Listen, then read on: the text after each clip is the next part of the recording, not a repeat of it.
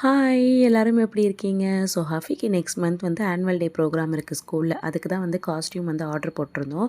அது ரிசீவ் ஆயிருச்சு. வந்ததும் வராதமும் பிரித்து ரொம்ப ஹாப்பியாக வந்து பார்த்துட்ருந்தேன். ஆக்சுவலாக ஒரு 4 டேஸ் கழித்து இன்றைக்கி தான் ஹஃபி கொஞ்சம் சிரிக்கிறானே. ஏன்னா அந்தளவுக்கு ஃபீவர் இருந்தது அவனுக்கு. எதுவுமே 4 நாளாக சரியாக சாப்பிடல. அவனுக்கு அடுத்த ஹஸ்பண்டுக்கும் பார்த்திங்கன்னா வீட்டில் ஃபீவர் ஸ்டார்ட் ஆகிடுச்சு.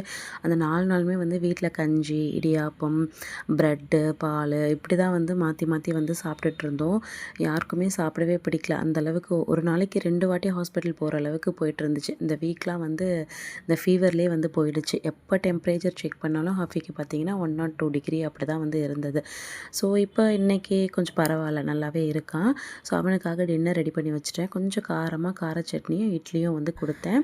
ஏன்னா வந்து வாயெல்லாம் ரொம்ப சப்புன்னு இருக்குமா அப்படின்னு சொன்னான். சரி ஓகேன்னு சொல்லி ஜெப்டோவில் மறுபடியும் இந்த பாவ் பாஜி பன் இருக்குல்ல, அதுவும் அவனுக்கு கொஞ்சம் கிரேவிங்ஸ் இருந்ததுனால பிஸ்கெட்டு, சிப்ஸ் இதெல்லாமே வந்து ஆர்டர் பண்ணி கொஞ்சம் சும்மா லைட்டாக சாப்பிட கொடுத்தேன்.